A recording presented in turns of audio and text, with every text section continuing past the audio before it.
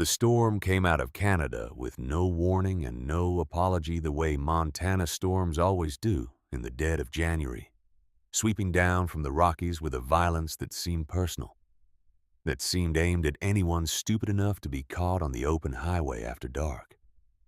Harlan Crow was 53 miles from nowhere when the first wall of it hit him. He felt it before he saw it.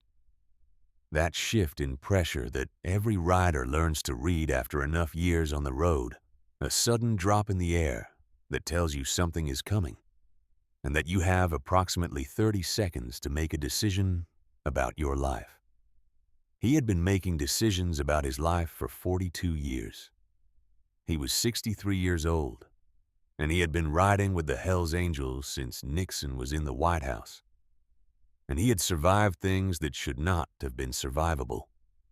And he was still here, still astride a 2019 Road King in the dead of a Montana winter, leading 3 of his brothers down a highway that was rapidly becoming invisible. He throttled back. The others followed. That was the thing about brothers who had ridden together long enough. You did not need hand signals. You did not need radio. You felt the change in the leader, and you adjusted. And that was all. Knox pulled up on his left, 61 years old, built like a refrigerator someone had taught to ride a motorcycle, with a beard that had gone completely white sometime in the last decade, and hands so scarred from decades of work and weather that they looked like they had been carved from old wood rather than grown. He pointed ahead at a smear of yellow light barely visible through the curtain of snow. A sign, red neon, open. That was enough. They pulled into the gravel lot of Rosie's Diner at 9:43 on a Tuesday night in January, and the gravel was already going to ice beneath their tires. And when Harlan swung off his bike and his boots hit the ground, he felt the particular cold that lives at the bottom of a Montana winter. The cold that is not just temperature, but something older and more indifferent. The cold that does not care whether you live or die, and has never cared. He was 63 years old. His knees announced this fact every morning now. Behind him, Colt killed his engine and climbed off with the slow, deliberate movements of a man who had learned to manage the wear and tear of a body that had been ridden hard for 6 decades. Colt was 62, though most people who did not know him well would have put him at older, something about the deep lines around his eyes and the stillness he carried. The stillness of a man who had seen the inside of situations that left marks you could not see from the outside. And then Ryder, the youngest of them at 41, who swung off his bike with an ease that made the older men quietly resent him in the way you resent the young, for possessing something you remember losing. They crossed the lot together. Their boots on the ice-glazed gravel made a sound like something breaking. The bell above the diner door made a thin sound when Harlan pushed it open. Inside, the heat hit him like something physical. The warmth of a place that had been keeping itself against the cold for decades, and had gotten very good at it. The diner was small. Red vinyl booths along the windows. A counter with 8 stools. A jukebox in the corner playing something that sounded like Merle Haggard, but might have been anyone who had ever decided that loss was a reasonable subject for a song.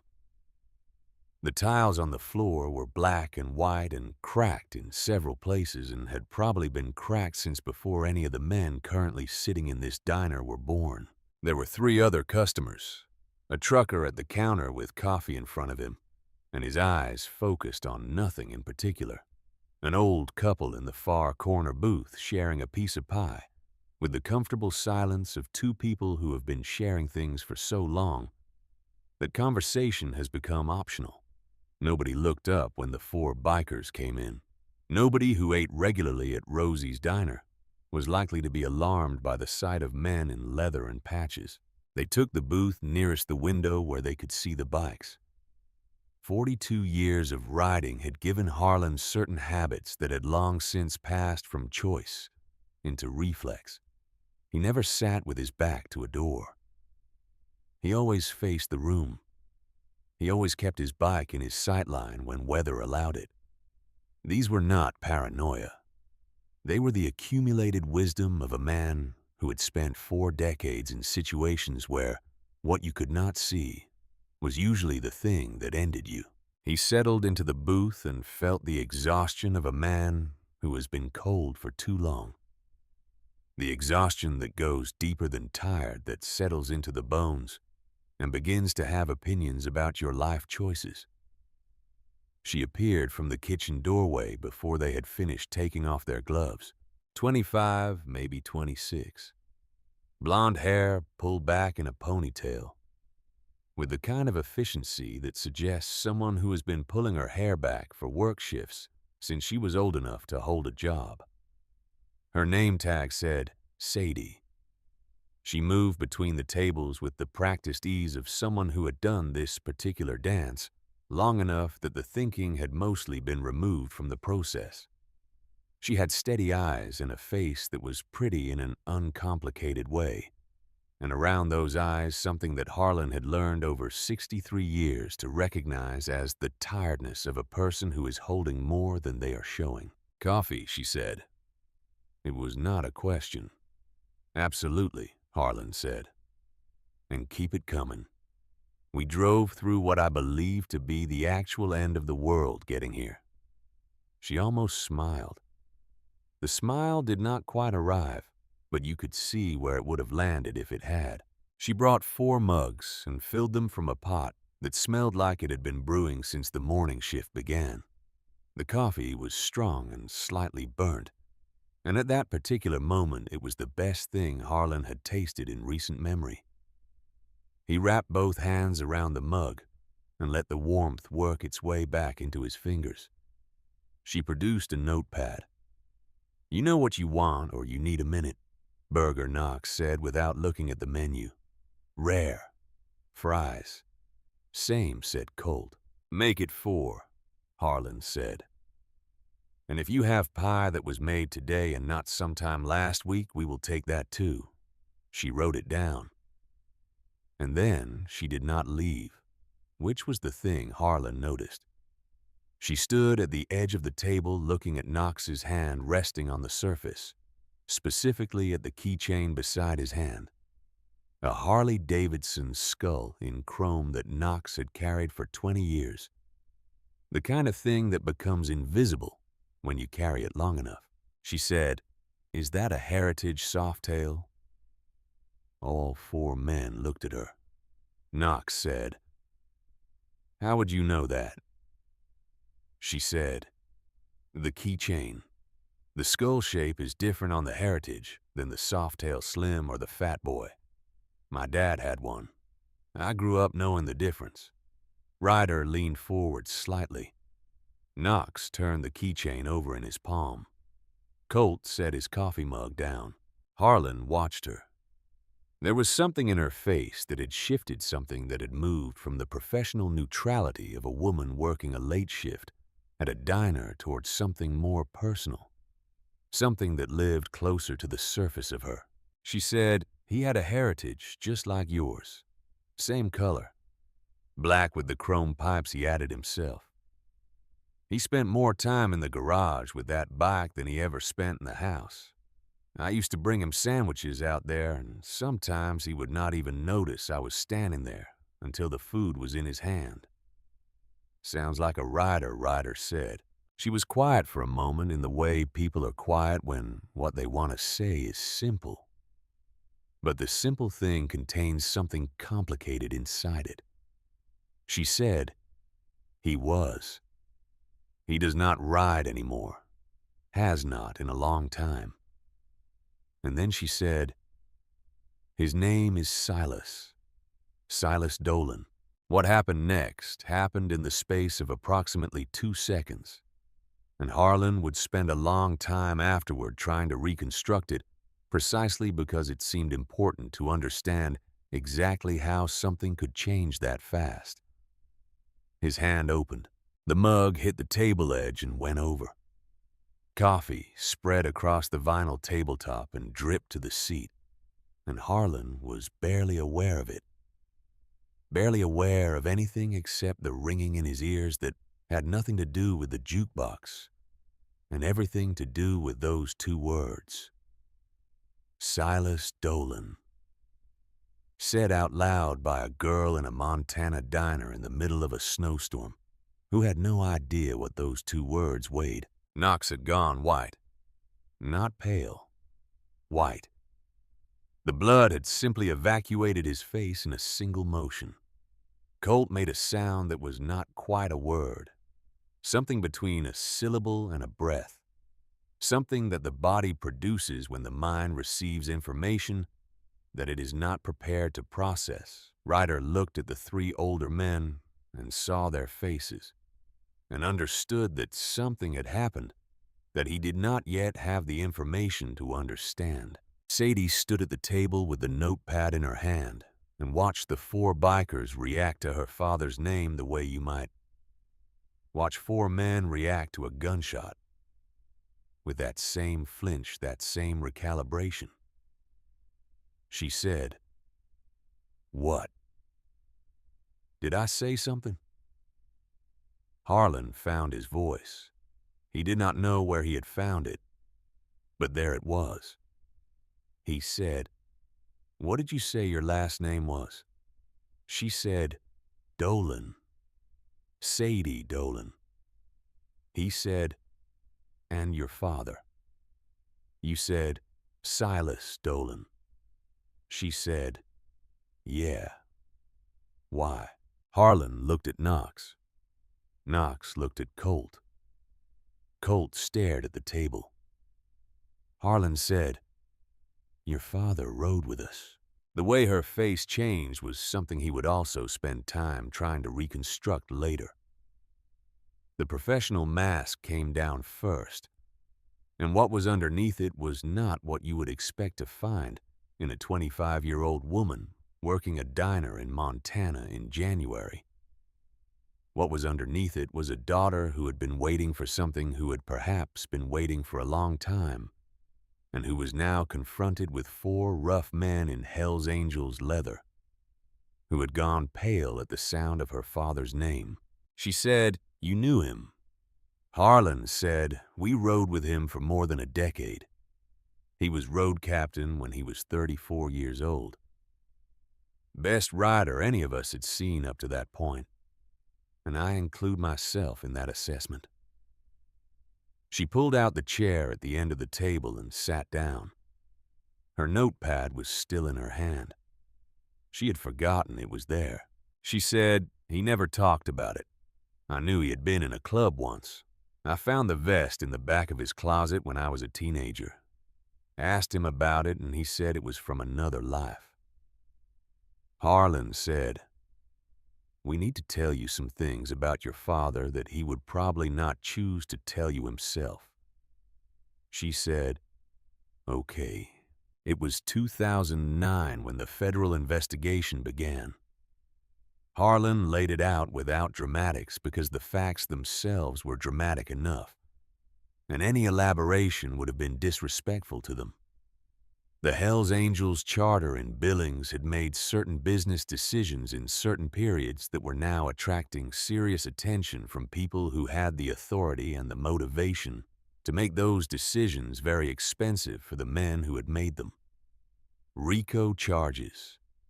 Federal weapons conspiracy. The kind of thing that does not end with a fine and a suspension. The kind of thing that ends with a decade minimum for every man whose name appears in the relevant documents. Silas Dolan had been clean, or clean enough.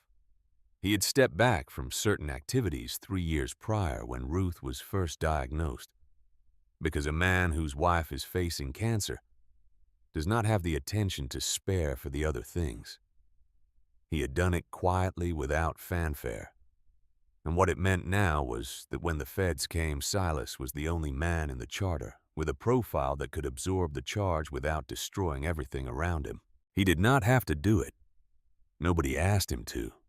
He made the calculation himself alone over the course of about 48 hours, And then he sat down with Harlan and told him what he was going to do. The charter had made promises. Medical bills, mortgage, everything Ruth needed while Silas was inside. They had kept those promises while he was in Deer Lodge. 3 years, every bill paid, every obligation met. And when Silas Dolan walked out of Deer Lodge prison in March 12 years ago, Ruth had 8 months left. Sadie had gone very still while Harlan talked. Her hands were flat on the table. Her face was doing the work of processing several large things simultaneously, which is hard work, and she was doing it in silence, which made it harder. She said, "He went to prison for all of you." Harlan said he did. She said, "And when he came home, my mom was dying." Harlan said, "Yes." She said, "And you, after she died. Where were you?" The table went quiet. Harlan said, "We were not there the way we should have been." He did not elaborate on this. There was no elaboration that would have improved it. She looked at Harlan for a long moment.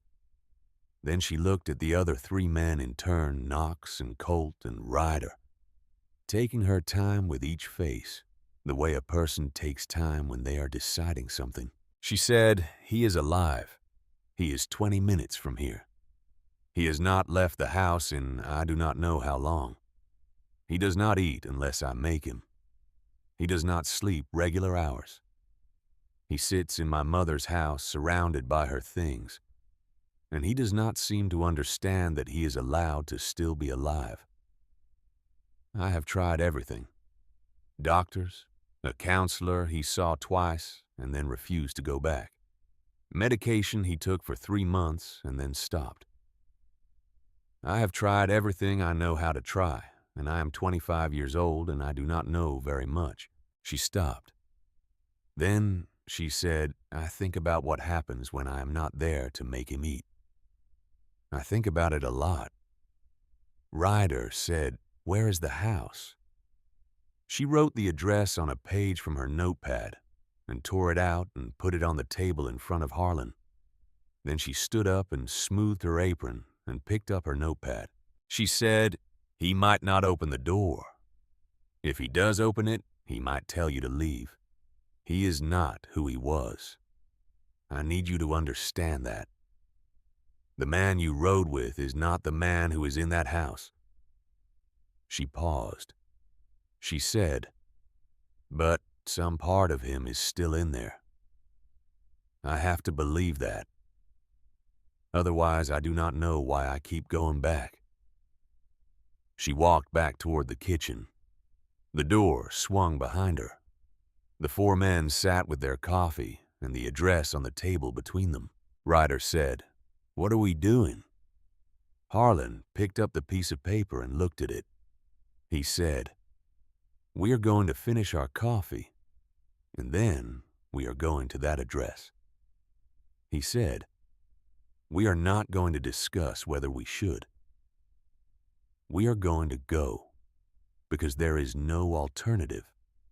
There is no version of this night where we sit in this diner with a piece of paper that has Silas Dolan's address on it and do not go." Knox said he might not want to see us.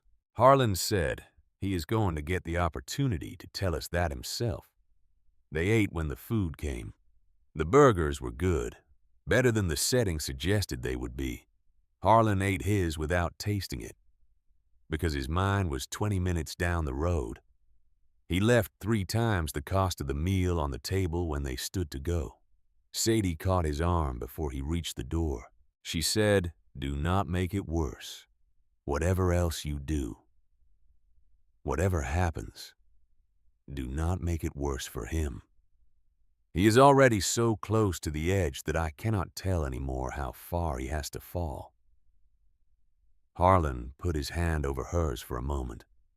He said, "We are not here to break anything. We are here because we owe him something we cannot pay back, and we are going to at least try. Outside, the storm had eased from active violence into the kind of cold that simply commits to itself. Their bikes were coated in frost. They scraped enough of it away to ride and pulled out of the lot in single file and drove 20 minutes east on a road that had the quality of being already abandoned for the night. No other headlights. No other signs of anyone else choosing to be out in this weather. The house was on Callahan Street, in a neighborhood that had once been working class and had since shaded into something more complicated. A neighborhood where pride of ownership was distributed unevenly, where some houses were maintained with evident care, and others were in various stages of losing the argument with time. The house at the address Sadie had written was white with green shutters. It had been white once. The paint was peeling now in long strips from the porch posts, and the shutters hung at slightly wrong angles as though the house had slowly exhaled over the years and never quite finished. The lawn was overgrown ghost grass, bent flat under the weight of new snow. There was a light on somewhere in the back. The rest of the house was dark. In the driveway sat a pickup truck with 6 months of grime on the windshield. It had not moved in long enough that the tires had flattened slightly against the concrete.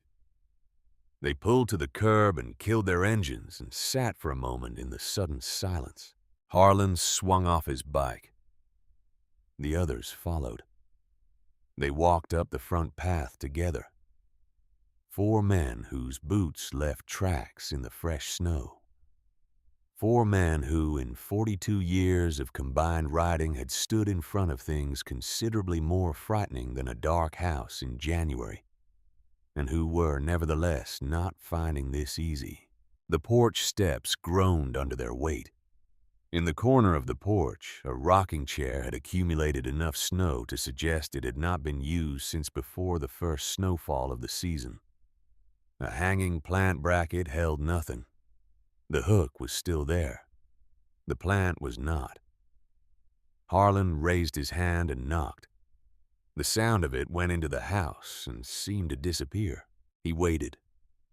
He knocked again. Harder this time. The cold was working through his jacket and his hands, and he could feel the beginning of the pain that cold produces in old joints. He said, "Silas.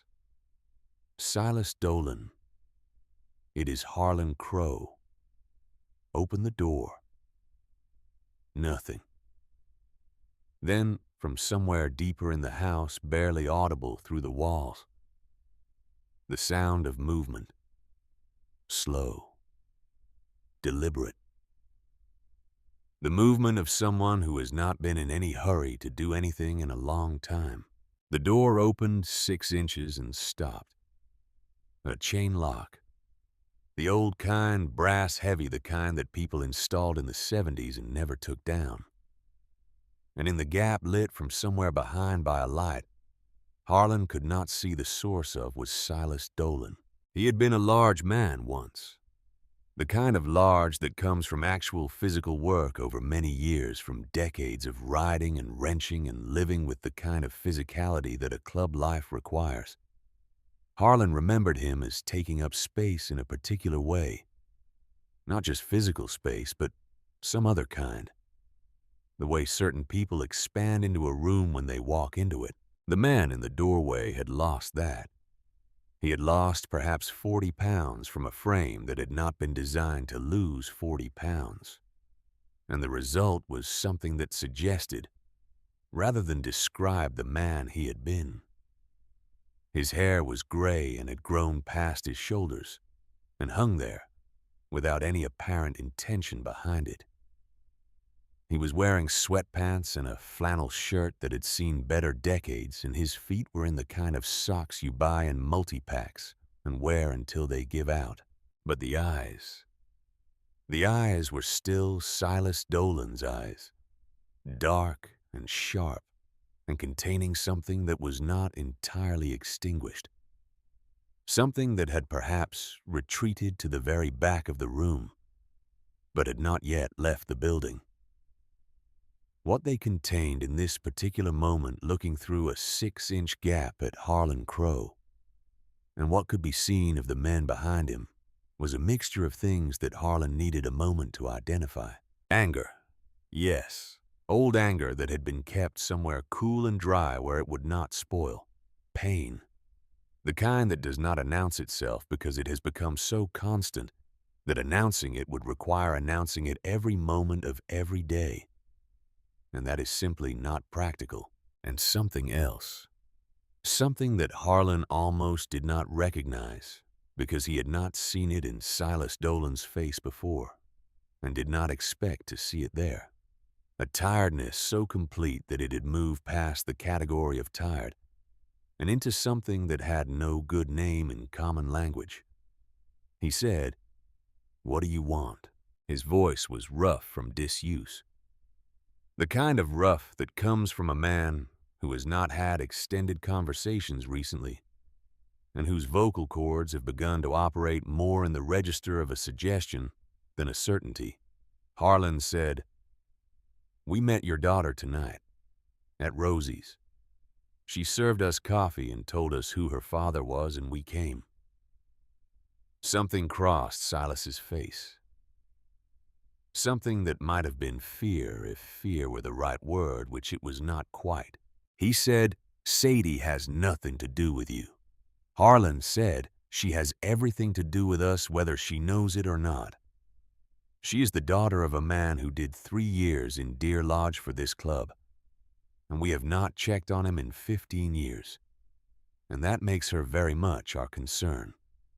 Long silence. Silas said, 15 years. That is the word you are using for it. Concern. Harlan said, "I know what it sounds like." Silas said, "It sounds like a man who drove 20 minutes in a snowstorm to feel better about himself." Harlan said, "Maybe. I am not going to tell you my motives are simple. But I am also not going to stand on your porch in this cold and have this argument through a 6-inch gap. So either let us in or tell us to leave. But say it to my face." The chain rattled. It was a particular sound, small and metallic and absolutely ordinary, and yet Harlan would remember it for a long time because of what it meant. The chain going slack and the door swinging inward was Silas Dolan making a choice that he had probably been fighting with himself about since he heard the knock. He stepped back. He did not say, "Come in." He simply moved away from the door and left the doorway empty. And Harlan understood that for Silas Dolan, in the state he was in, that was as much of an invitation as he was capable of. They went inside. The smell hit Harlan first. Not unclean. Nothing so simple as that. The smell of a closed space that had been breathing its own air for too long. The smell of a house where the windows had not been opened in months. Beneath that, something else. Something that was neither food nor absence of food, but something between the two. The smell of a kitchen where meals are prepared only when absolutely necessary and eaten without ceremony.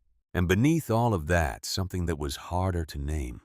Something floral and faint and completely out of place in the winter dark of a house like this. He could not identify it immediately, and then he could. It was the smell of a candle that had been burning recently. The specific, waxy, floral smell of scented candles. The kind that fill a room with the suggestion of roses or lavender or vanilla. He stood in the front room and looked at it. This was not a man's room. Or it had not been. Not entirely, not even after 12 years of a man living in it alone. The furniture was arranged with a care that men living alone rarely apply to furniture arrangement. The throw pillows on the couch were positioned with intention. The curtains were drawn, but they were curtains that someone had chosen rather than hung a particular blue faded now, but clearly once deliberate. On the mantelpiece above the fireplace, photographs. Many photographs. A wedding photograph where a young Silas Dolan in a suit that did not quite know what to do with his shoulders stood beside a woman with a laugh that was visible even in still photography. A photograph of the two of them on a motorcycle somewhere that looked like summer. A photograph of a child, a girl in pigtails who would grow up to be the woman currently serving coffee 20 minutes west. There were other things. A woman's reading glasses on the side table beside the couch. A coffee mug with a pattern of blue flowers that had been positioned with exactness on a coaster. A book face down, the spine up as though put down by a reader who expected to return to it. The book was 12 years old. The reading glasses were 12 years old. The mug was 12 years old. Nothing in this room had moved in 12 years. Silas stood in the middle of the room with his arms crossed and his feet planted, and the expression of a man who has let people into a place that was not meant for visitors, and is already regretting it, and is doing his best to manage what happens next. He said, "I do not have anything to offer you. There is no food in the house worth eating." Knox said, "We ate at the diner. We are fine." He said, "Then say what you came to say." Harlan sat down in the chair across from the couch without being invited. The others distributed themselves around the room. Colt on the far end of the couch, Ryder near the window. Knox staying near the door in the way that Knox always stayed near the door in new spaces. Harlan said, "We should have come 15 years ago, 12 years ago when Ruth died. We should have been at the funeral and we should have stayed after. And we should have been here when you needed people and we were not. And I am not going to tell you. There is an explanation for that because there is not. There is only the fact of it." Silas looked at him for a long moment. He said, "You want to know the worst part? I kept waiting. For months after Ruth died, I kept telling myself they will come. They are giving me time. That is what brothers do. They give you time. So I waited, and then the months kept coming and nobody came. And eventually I stopped waiting, but by then I had already forgotten how to want people around." Colt said, "We told ourselves you needed space, that you wanted to be alone, that you had signaled that you wanted us to stay away." Silas said, "I had just buried my wife." Colt said, "I know." Silas said, "A man who has just buried his wife should not have to signal that he needs his brothers. His brothers should simply be there. That is the point of brothers." Nobody argued with this. Harlan said, "You are right. There is no argument. We failed you." Silas moved to the window and stood with his back to them, looking at whatever could be seen of the street through the gap at the edge of the curtains. Outside, the snow was continuing its business. The bikes were accumulating white on their seats and tanks. Harlan said, "Silas, I need to ask you about the Harley." A pause, long enough that Harlan began to wonder if Silas had heard him. He said, "What about it?" Harlan said, "Your daughter thinks it is in the garage. She said you keep it under a tarp." The silence that followed this was different from the silences that had preceded it. Those silences had been the silences of a man choosing his words. This silence was the silence of a man who had been found out. Silas turned from the window. He said, "I sold it 8 years ago. Needed the money for something. I do not remember what. A bill. Something that needed paying. I sold it to a man in Billings for half of what it was worth, because I needed the money quickly and because." He stopped. Harlan said, "Because what?" He said, "Because every time I looked at it, I could hear her. On the back. She used to sit right behind me and hold on, and sometimes when we were going fast enough, she would take her hands away from my waist and put her arms straight out to the sides like she was flying. Said she could hear the wind better that way.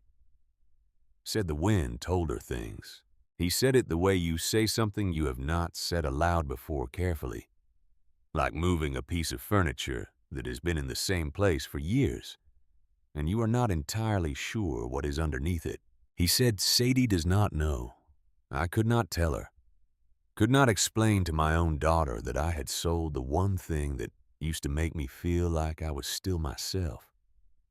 So I left the garage closed, and I let her believe the bike was in there. And every time she asks about it, I change the subject. He said, the garage has been empty for 8 years. Knox and Colt and Ryder looked at Harlan. Harlan looked at Silas. What he was hearing was not the story of a man who had sold a motorcycle.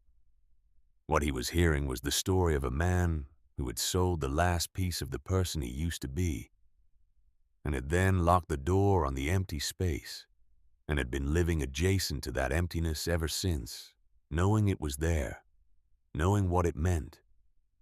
Not willing to look at it directly, Harlan said, "Then we will get you another one."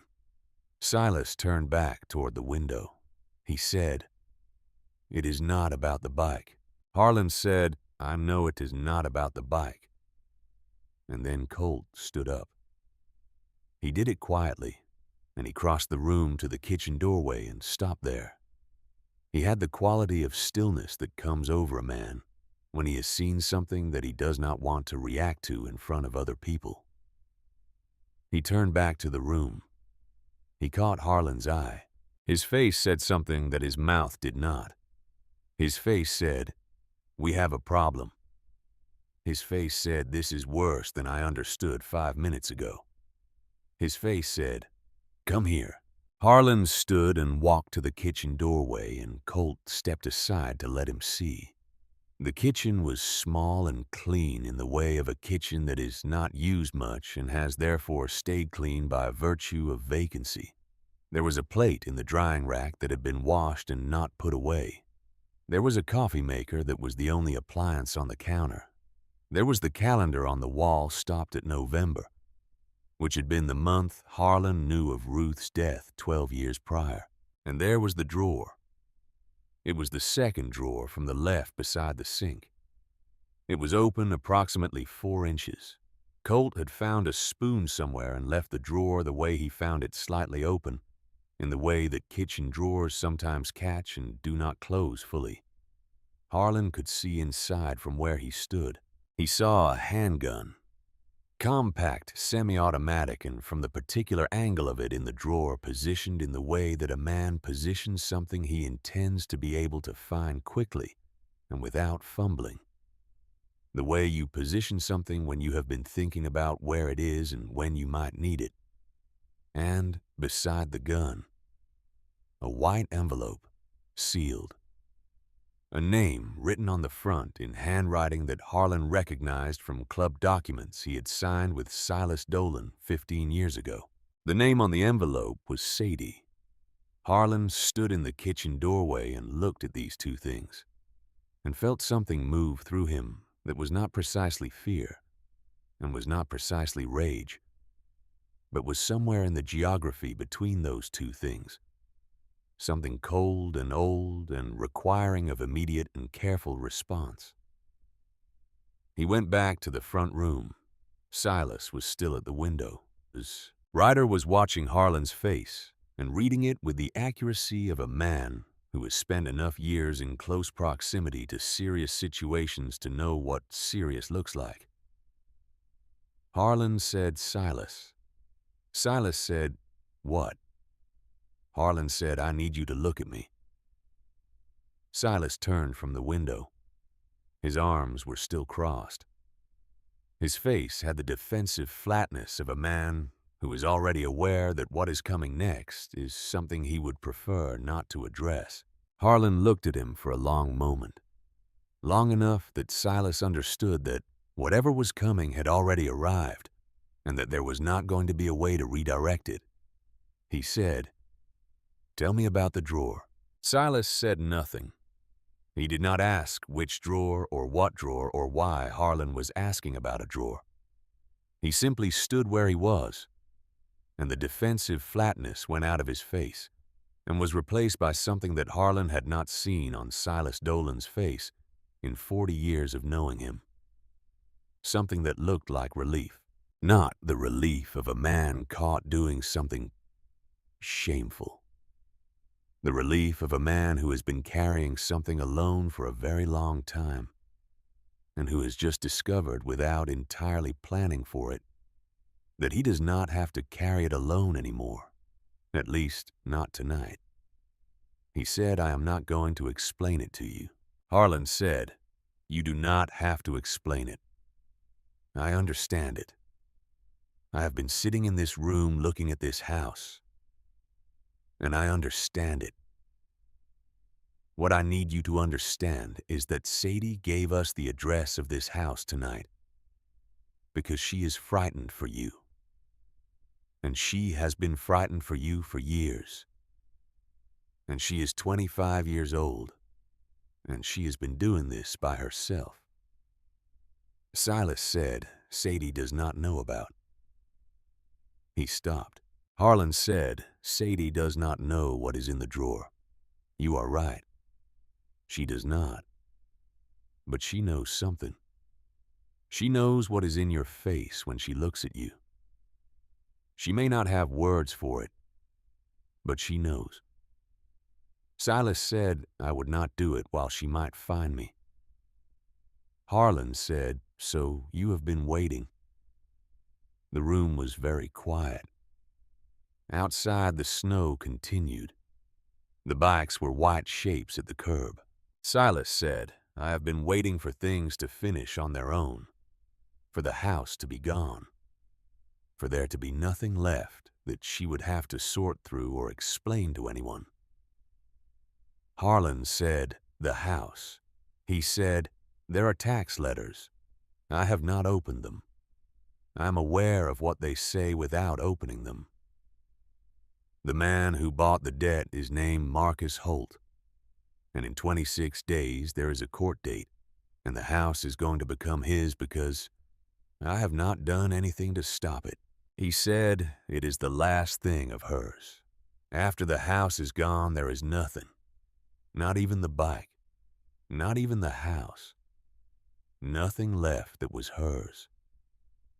And when there is nothing left, there is no point in waiting for anything." He was not crying. He was stating facts in the voice of a man for whom these facts had become ordinary, which was in its own way worse than crying. Harlan stood up. He crossed the room and he did something he had not done in 15 years. He put his hand on Silas Dolan's shoulder and left it there. He said, "Then we are not going anywhere tonight." Silas looked at him. Some part of his face was fighting against what his eyes were doing and losing. Harlan said, "You can tell us to leave. You can tell us you do not want us here. But I am telling you now that we will sit on your porch in the snow before we drive away from this house tonight and leave you with that drawer and that envelope and a court date in 26 days. He said, "Tell us to go." Silas said nothing. He said, "Go ahead. Tell us." The silence that followed was a particular kind of silence. The kind that is not the absence of speech, but the presence of something too large for speech. Outside, the snow continued. The jukebox at Rosie's Diner was still playing. Somewhere in Montana, a storm was doing what storms do, covering everything it could find, with the same white silence.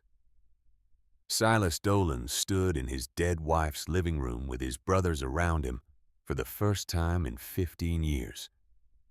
And he did not tell them to go. And that was the beginning of something. Neither he nor Harlan could have said exactly what. But it was a beginning, and in the life of a man who has decided to wait for things to simply end, a beginning is not a small thing. It is everything. Harlan Crow had sat through a great many difficult nights in his 63 years on this earth. He had sat through the night that Colt's son was airlifted to the hospital in Billings, and they did not know for 11 hours whether the boy would keep his leg. He had sat through the night following the federal raid on the Missoula chapter, when the phones were ringing without stopping, and every call brought a new name and a new number attached to that name, and the number was always in years. He had sat through the night after his own mother died in the bedroom she had slept in for 50 years, and he had sat in the hallway outside that bedroom for 6 hours because he could not make himself go in. But this night had a quality to it that was different from those nights. Those nights had been about waiting for information, or waiting for outcomes, or waiting for the particular merciful moment when a bad thing becomes the past tense. This night was about something else. This night was about sitting in the presence of a man who had already made a decision and who had not yet been given a reason to unmake it. And the responsibility of that was something Harlan felt in his chest, like a second heartbeat, insistent and not entirely comfortable. He did not go back to the drawer. He did not bring it up again immediately. He sat down and he let Silas have the room for a moment the way you let a horse have the space after you first approach it, giving it time to understand that you are not a threat, even though you are also not going anywhere. Silas stood by the window for a while longer. Then he moved to the armchair in the corner, the one that was positioned slightly apart from the rest of the furniture, the one that was clearly his and had been his long enough to have taken on the shape of him. He sat in it with his feet flat on the floor and his hands on his knees, and the posture of a man who is conserving something who has been in the business of conservation for long enough that it has become automatic. Ryder had found the kitchen and come back with a pot of coffee and 5 mugs which he distributed without ceremony. Silas accepted his without comment, wrapped both hands around it, and stared at the surface of the coffee as though it contained something worth reading. The house settled around them. Old houses do this particularly in winter, the wood contracting in the cold and producing sounds that in a less inhabited space would suggest the building is alive and having opinions. This house had been doing this for 40 years. Probably had been settling and contracting and adjusting to Montana winters since before Silas Dolan and Ruth had moved into it as a young married couple, with most of their furniture bought secondhand and most of their plans made up as they went. Harlan said, "Tell me about Ruth, if you want to." Silas looked up from his coffee. Something in his expression evaluated this invitation for what it was and what it was not. He said, "What do you want to know?" Harlan said, "Whatever you want to say. I am in no hurry." Outside, the snow was still coming. Not heavy now. More like a decision than an event, the sky continuing to make the same choice it had been making since 9 o'clock, without apparent intention of reconsidering. Silas said she was not supposed to get sick. That is the thing I could never get my head around. She had never been sick. Not really sick. She exercised.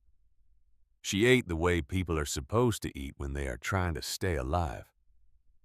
She was strong in the way certain women are strong without making noise about it, the way a tree is strong. You do not notice it until you see what weather does to the ones nearby. He was quiet for a moment. He said, "The diagnosis came in December. Stage 3. The oncologist sat across from us in an office that smelled like new carpet and told us in the careful language that doctors use for things they cannot fix. And Ruth sat next to me, and she was the one who held my hand. Not the other way. She held my hand, and she was the one who was sick. And she held my hand." Knox put his coffee down on the table and looked at the floor. Silas said I had 6 months before I went inside. 6 months of treatment with her, and then I was gone. 3 years. Every visit, every phone call, every letter. I could see her getting tired in a way that had nothing to do with the treatment. The kind of tired that accumulates when you are fighting something that doesn't stop. She never told me how bad it was. Not fully. She would say she was having a hard week, and then she would change the subject and ask me about what I was reading or what the food was like or some small thing that was nothing and everything at the same time. He said she was protecting me in there. She was the one who was sick, and she was protecting me from the knowing of it. Colt said she was remarkable. I only knew her for a few years before everything happened, but I knew that much. She was remarkable. Silas said yes. He said it simply. The single word carried the weight of a man who has said a thing 10,000 times in his own head and is now saying it to other people for the first time and finding that the word is smaller than what it is trying to hold. He said, "When I got out March, I drove straight from Deer Lodge to the house. I had been gone 3 years and 2 months, and I had in my head a very specific version of what coming home would look like. I had kept that version of things carefully, taken it out and looked at it and put it away again many times when the nights inside were particularly long. Coming up the driveway, Ruth at the door, the smell of the kitchen, whatever she had decided to cook because she always cooked when she was nervous or happy or both. He said she was at the door. She came out onto the porch. And when I got close enough to see her properly, I understood for the first time how much she had not been telling me. The room was very quiet. He said she had lost 25 pounds. Her hair was different. Grown back in the way it grows back after chemo. Finer, the color not quite the same. She was standing in the doorway and she was smiling, and the smile was absolutely real and absolutely hers. And she was also clearly a woman who had been fighting something for 3 years without the person she wanted beside her, and had continued fighting it after the person came back, because the fighting was by then simply what she did. He said 8 months. That is what we had. 8 months from March to November, and then she was gone. He looked at the mantelpiece, at the wedding photograph, the young Silas in the suit that did not know what to do with his shoulders, and Ruth with the laugh that was visible even frozen in time. He said, "People tell you that grief gets easier. They say it with real conviction, with the tone of people who believe what they are saying. And I do not think they are lying. I think perhaps for most people it does become something you can carry without it crushing you. But there is a version of grief that is not like that. A version that does not get easier because every day you do not have her is another day of evidence that she is not coming back. And the evidence accumulates rather than diminishing, and after 12 years the pile is very large." Knox said, "We should have been here through it." Silas said, yes. He said it without anger, which was in some ways more difficult to hear than anger would have been. Anger you can respond to. This was simply acknowledgement, the flat acknowledgement of a fact that had been true for a long time, and was still true, and for which there was no retroactive remedy. Harlan said, "What happened after she was gone? Those first months?" Silas said, "I do not remember them very well. Not specifically. I remember the funeral. I remember Sadie. She was 13 and she was trying very hard to be what she thought I needed. And she did not yet know that nobody at 13 should have to work that hard. I remember the casseroles that people brought for about 3 weeks, and then stopped. I remember the specific moment when the casseroles stopped, because it was the moment I understood that the acute phase of loss, The period when the world acknowledges your loss and brings you food was over, and what came next was just the long ordinariness of being without. He said, I called some of you after, early on. Harlan said, I know. I did not call back. I am telling you that directly because I am not going to pretend otherwise. I saw your name and I thought I will call tomorrow when I am in a better position to know what to say, and tomorrow became something else. And then enough time had passed that calling felt like it required an explanation, and I did not have one I was satisfied with. Silas said, that is an honest answer. He said it without absolution in his voice. He said, I tried calling a few times. Not many. I'm not a man who calls back a second time when the first call goes unanswered. That is a failing of mine. And I know it is a failing, but it is also just who I am. When nobody called back, I told myself that I did not need anyone. I told myself I had managed alone before, and I could manage alone now. I had managed alone during 3 years inside, and during that time, I had learned a kind of self-sufficiency that I was proud of. And that became the thing I used to explain the silence to myself. He said, self-sufficiency is a thing a man can be proud of, until it becomes the reason he is alone. Ryder was sitting forward with his forearms on his knees. He had not said much since they arrived. He had that quality of listening that some people have the quality of being present without inserting himself. And Silas had noticed it. Silas looked at him. He said, how old are you? Ryder said, 41. Silas said, you are not old enough to know what this is. Ryder said, my wife killed herself 7 years ago. I am old enough. The room went still in a different way than it had been still before. The quality of the silence changed as it does when something true and unexpected is introduced into it. Silas looked at Ryder for a long time. Ryder said, she had been struggling for years. We called it depression, because that is the word you use, but depression was just the word that sat on top of something that went much deeper than the word could reach. I did not understand it while it was happening. I thought I could fix it, because I am the kind of man who fixes things, and it never occurred to me that there are things that cannot be fixed by the kind of man who fixes things. He said, she left on a Tuesday in February. I found her in the garage. There was a note. She had taken care with the note. She was a careful person, and she was careful about that too. He looked at his hands. He said, I am telling you this, not because I want your sympathy. I am telling you this because I need you to understand that I know what is in that drawer, and I know what the envelope with Sadie's name on it means. And I know what you have been waiting for. And I need you to hear what I'm about to say from someone who is not just a brother who failed you, but from someone who has been on the other side of this. Silas said nothing.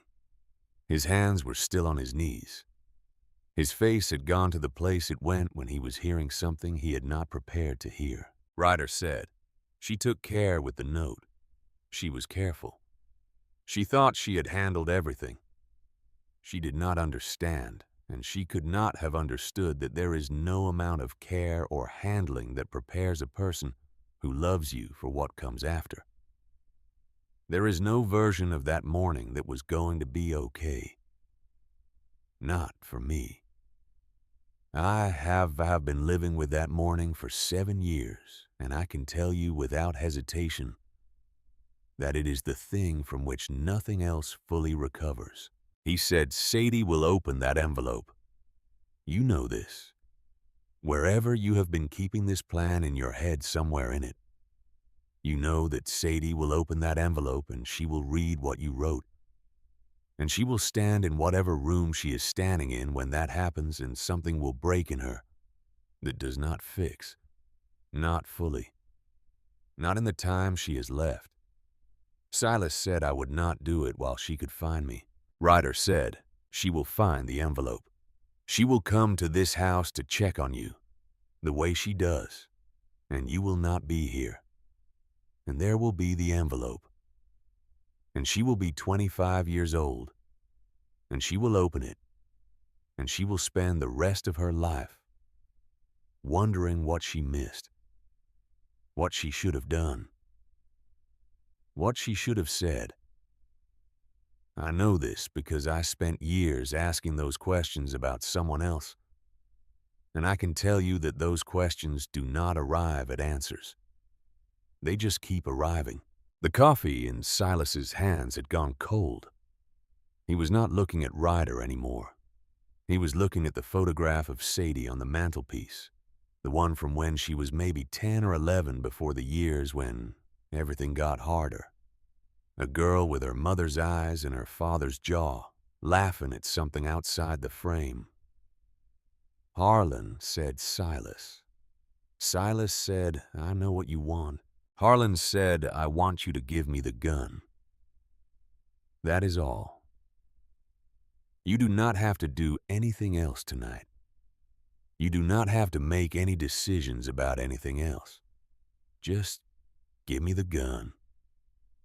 A long time passed. Long enough that the furnace kicked on and filled the house with the particular hum of old heating systems. The sound of a house trying to maintain itself against the cold. Silas stood up. He walked to the kitchen. Harlan heard the drawer open. He heard a sound that he identified as the cylinder of the gun being emptied. Then he heard footsteps. And Silas came back into the front room and set the gun on the coffee table in front of Harlan. He had emptied the rounds into his palm and set them on the table beside it. Neat, deliberate. Like a man who does things with care, even when the things are difficult. He went back to his chair. He sat down. He said, It has been in that drawer for 4 years. I want you to know that I have not been in an emergency for 4 years. It has been there because it made a certain kind of sense to me to have it there. And because having it there meant that I had a choice. And having a choice made the days more manageable than they would have been without one. Harlan picked up the gun and put it in the inside pocket of his jacket. He did not comment on this. He understood what Silas was telling him. And he understood that the telling of it required no response beyond the act of taking the gun, which he had already done. He said, The letters from Holt. Can I see them? Silas gestured toward the kitchen with one hand, the gesture of a man for whom the letters had become part of the furniture present, but not something he was in the habit of looking at directly. Colt went to the kitchen and came back with a stack of envelopes, some of them still sealed. He sat down and went through them without comment, stacking them in a sequence that suggested he was organizing them by date. When he was done, he set the stack on the coffee table beside the empty space where the gun had been. He said, First notice came 11 months ago. There have been 6 total. The last one is a court date. Silas said 26 days. Colt said February 3rd. Silas said yes. He said, The house is in Ruth's name. I never changed it. I could not bring myself to change it, because changing it would have required acknowledging that she was not coming back to it. And for the first year, I was not able to do that. And then the year became 2 years. And then it became simply the way things were. And I stopped thinking about it. And the taxes piled up the way things pile up when you stop thinking about them. And Holt came along. Harlan said, Do you know who Holt is? Silas said, I know what he is. He is a man who makes money identifying properties where the owner is too far gone to fight back. He is not a new kind of man. He is a very old kind of man. And he is very good at identifying who cannot fight. He said it without particular emotion. The way a man says something he has known for a long time and has stopped being angry about. Harlan said he made a mistake. Silas said, "What mistake?" Harlan said, "He identified you as someone who cannot fight. That was his mistake." Silas looked at him. He said, "You do not know what I can and cannot do anymore." Harlan said, "No. But I am going to find out." The night moved on. They did not sleep. Nobody suggested sleeping. The nature of the night made sleep beside the point, the way sleep becomes beside the point when the thing you are doing is more important than rest. They talked, not always about difficult things. Knox told a story about a run through Wyoming in 2007 that had ended with 2 flat tires in a motel that had turned out to be a front for something that the 4 of them had decided to be significantly elsewhere, from as quickly as possible. Silas almost smiled. It was not quite a smile, but it was in that neighborhood, and Harlan noticed it the way you notice the first light before sunrise. Not the thing itself, but the evidence that it is coming. Colt talked about the charter as it was now versus how it had been the younger members, the changes, what had stayed the same and what had not. Silas asked questions, small questions. Questions that suggested he had not entirely stopped being interested in the thing, even as he had told himself he had. Around 3 in the morning, the conversation found its way back to the things that mattered. Harlan said, "You mentioned that Ruth had some things she had handled before she died. Financial things, practical things." Silas said, "She was thorough. Even at the end, she was thorough. There was a will. There was a list of accounts. There was a folder in the filing cabinet in the bedroom with everything anyone would need to know organized in alphabetical order, with a typed index at the front. That was Ruth. She would have made a better accountant than she ever made a high school English teacher. But she loved the teaching." He said, "I went through the folder once, maybe a year after. I found what was in it, and I put it back, and I did not open it again because opening it meant going through her things in a deliberate way, and I was not ready for that. And then I became someone who is never ready for anything." He said she had a life insurance policy, a small one, through the school district. I remember the number from when I read it. It was not enough to retire on, but it was not nothing. Harlan said, "When did you last look at that folder?" Silas said, 11 years. Harlan said, "Do you know if the policy was ever claimed?" The silence that followed was of a different quality than the silences before it. This was the silence of a man running a calculation he had not run before arriving at a result he had not expected to arrive at. Silas said, "I do not know. I did not claim it. It never occurred to me because money was not the thing I was thinking about. And by the time it might have occurred to me, enough time had passed that I assumed it was gone. Lapsed, whatever happens to those things when nobody tends to them." Harlan said, "Those things do not always lapse." He said it carefully, not with certainty, with the carefulness of a man who has spent 40 years paying attention to what is possible and what is not.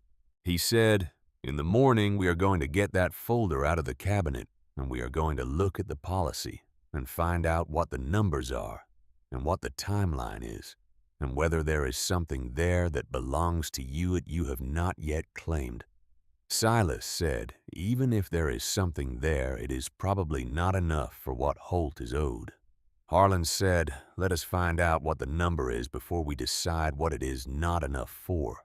Silas looked at him for a long moment. Something was happening in his face that was hard to name, a kind of slow reorientation. A man who has been facing in one direction for so long that turning to face another direction requires more than just the physical movement. It requires a rearranging of the internal compass that has been pointing the same way for years. He said, "Why do you care about the house?" Harlan said, "Because you care about the house. Because it is the last piece of her that is in a form you can stand in and smell and put your hand on. And because you are right that losing it would not be survivable in the way that other losses have been survivable." He said, "And because it is Ruth's house and Ruth Dolan was the best thing that ever happened to you. And she deserves better than to have her house taken by a man named Marcus Holt, who preys on people who have stopped fighting." Silas said she would have handled this herself. She would have had the folder open by now and the policy researched and the attorney called and a plan in place. She was better at the practical things than I ever was.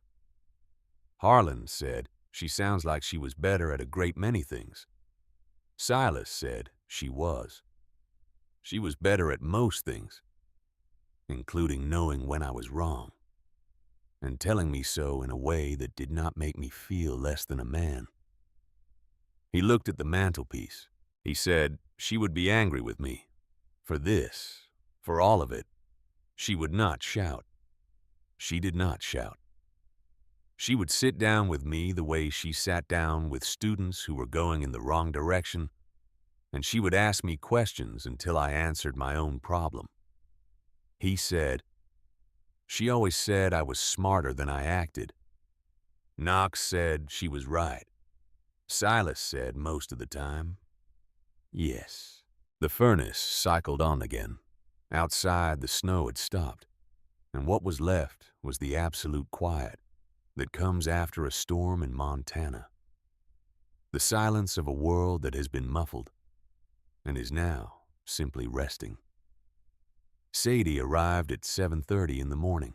She came in without knocking, which suggested that not knocking was simply how things worked in this house. The kind of arrangement that develops between a parent and a child who has been checking on that parent long enough to stop treating the arrival as a visit and start treating it as something more like a return. She stopped in the kitchen doorway when she saw the four men. Her eyes went to her father first, the way eyes go to the thing they most need to assess before assessing anything else. Silas was sitting at the kitchen table with a cup of coffee. He looked the same as he had looked at midnight, but there was something fractionally different, something in the angle of his shoulders, and Sadie, who knew her father's shoulders the way sailors know weather, noticed it. She said, "You were here all night." Harlan said, "We were here all night." She looked at Silas. She said, "Dad." He said, "I am all right." She said, "That is an extremely low bar." He said, "I know, but this morning it is the bar I can reach." She sat down. Ryder poured her coffee without being asked, which surprised her, and she thanked him and wrapped her hands around the mug and looked at the four men around her father's kitchen table. She said, "Did something happen?" Nobody answered immediately. The silence was of the kind that answers questions while appearing not to, and Sadie was smart enough to read it. She said, "Something happened. Harlan said, your father and I talked about some things. Some of them we will keep between us for now. What I can tell you is that we are not going anywhere." She looked at her father. He said, "It is fine, Sadie. It is not the same kind of fine it has been, but it is fine." She accepted this because she had learned over years of living with the versions of fine that Silas Dolan was capable of to distinguish between the ones that were simply deflection and the ones that contained something real. This one contained something real. She could feel the difference the way you can feel a change in the weather before the sky shows it. She said, "I need to tell you something." She reached into the pocket of her jacket and took out an envelope. It was not a new envelope. It was cream-colored and had gone soft at the corners the way paper goes soft when it has been stored somewhere for a long time. The handwriting on the front was in ink that had faded slightly toward the gray end of black. She set it on the kitchen table. She said, "Mrs. Altman, from 2 doors down. She was at the diner last night, late, came in after you all left. She saw me and she said she had been meaning to bring this by for a long time. And she was sorry she had waited. She said your mother gave it to her 12 years ago and asked her to keep it, and asked her to bring it over when she saw men in Hell's Angels colors come to the house." The kitchen was absolutely still. Silas was looking at the envelope. He had not touched it. He had the look of a man who is encountering something he cannot entirely process, something that requires a kind of understanding that is not immediately available. On the front of the envelope in Ruth Dolan's handwriting were these words: "For the brothers. When you finally come back." Sadie said she knew you would leave. She told Mrs. Altman she knew, and she asked her to wait. Harlan reached across the table and picked up the envelope. He looked at Silas. He said, "Do you want me to open it?" Silas said nothing for a moment. Then he nodded once, a small movement. The movement of a man who understands that he cannot do this himself and is allowing someone else to carry the weight of it. Harlan opened the envelope with care. Inside were 2 pages, both sides covered in Ruth Dolan's handwriting. The handwriting of a woman who had spent decades writing comments in the margins of high school papers and had kept the habit of clarity even at the end. He read it silently first. All of it. He needed to do that before he could read it to anyone. He needed to understand what it was before he could be responsible for delivering it. When he finished the second page, he set it down on the table and was quiet for a moment. Then he began to read it aloud. She had written to them directly. She had addressed them as brothers the way she had called them brothers when Silas brought them around in better years, the word carrying the same warmth it had always carried in her usage. She did not reproach them for leaving. She said she understood that it was in the nature of men who lived the way they lived to retreat from grief, because grief was the one thing that their particular kind of strength had no answer for. And she had always understood this, even if it had hurt. She wrote about Silas, about what he was like before, and what she knew he would become after. She wrote about it with the clear eyes of a woman who had loved a man long enough to know his architecture completely, the solid parts and the vulnerable ones. She wrote that she knew he would fold. She did not write this critically. She wrote it the way an engineer describes a load-bearing beam that is undersized for what it will be asked to carry. A fact, not a judgment.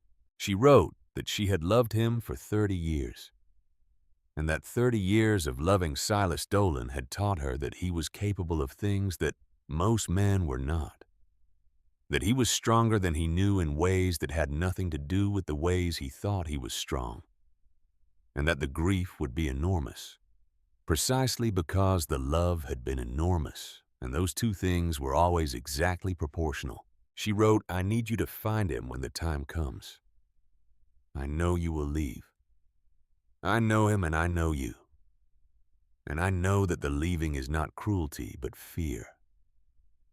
But I need you to come back. I am asking you directly, because Silas will never ask, and Sadie is too young to know to ask, and there is no one else who can do this." The kitchen was a room where nobody breathed. Harlan turned to the second page. She had written the last section separately, a paragraph set apart from the rest, by a space written with slightly different pressure, as though she had taken a break between writing it and the paragraphs before. He read, "Silas, I know you will read this last. or someone will read it to you when you cannot read it yourself. I want you to hear this in my voice, because I am writing it in my voice. And if you close your eyes, you will be able to find it. He read, "You married me when you had nothing in your hands, and I had nothing in mine. And we built everything from that, nothing, and I have been grateful for every day of it, including the hard ones, especially the hard ones." He read, "You are going to want to follow me. I know this. You are the most stubborn man I have ever loved. And when you decide something is right, you do not easily undecide it. But I need you to hear me say this as clearly as I have ever said anything. You took me with nothing in your hands. You do not get to follow me with nothing in your hands. You have Sadie. You have brothers who are going to come back because I have asked them to, and they will. Use them. All of them. That is not weakness. That is the whole point of people." He read the last line. He read, "I will be waiting. I have always been patient. Take your time. Take a long time. The longest time you can manage. And when you get here, whenever that is, we will ride." The sound that came from Silas Dolan in the silence after that last line was a sound that Harlan Crow had never heard from him in 40 years of knowing him. It was not loud. It was almost the opposite of loud. It was the sound a man makes when something that has been held at great pressure and great cost finally gives way. A sound that seemed to come from somewhere below, language below intention, from the place in a human being where the things that cannot be said live. Sadie put her arm around her father's shoulders. She did not say anything. She simply put her arm there and stayed. Silas put his face in his hands. He cried. Not quietly, not with the controlled grief of a man managing an emotion, with the entire body, with the shoulders and the chest, and the breathing with the accumulated weight of 12 years of carried grief, finding the only exit it had ever had, and taking it. Nobody moved for a long time. The kitchen held them all in the early morning Montana light coming through the window above the sink. Pale winter light that made everything slightly less solid than it would be later. The light that makes the world seem like something that is still deciding what it wants to be. When the sound had diminished to something quieter, Silas lifted his face from his hands. His eyes were red. His face had the stripped quality of a face that has given up its defenses. The quality of a man who is standing in a room he has not been able to enter for a very long time. He looked at Harlan. He said, "She knew." Harlan said, "Yes." He said, "She wrote that 12 years ago, before any of this." Harlan said, "She knew you. She knew you better than anyone." Silas looked at the envelope on the table. He said, "She always said I was too stubborn to ask for help and too proud to accept it when offered." He said, "She also always said that was my worst quality and my best one at the same time, because it kept me alive through things that should have killed me, but it also meant I would suffer longer than necessary, once the things that I could fight could no longer be fought." He looked at his hands. He said, "I am tired of suffering longer than necessary." Harlan said, "I know." He said, "I'm going to need the folder from the bedroom, the filing cabinet, Ruth's folder." Sadie stood up. She moved down the hallway without a word. They could hear the filing cabinet open, the sound of folders being moved, and then she was back with a blue folder marked in Ruth's handwriting, with a tabbed index at the front exactly as Silas had described. He opened it. He turned to the tab marked Insurance and read the page behind it and was quiet for a moment. He said it was a 10-year policy through the district. She took it out in 2004.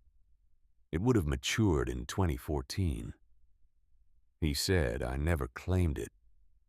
He read further. He said there is a note here in her handwriting. She has written a phone number and the words unclaimed benefit contact, and a date that suggests she updated this note in 2011 when she would have known the end was coming. He looked up.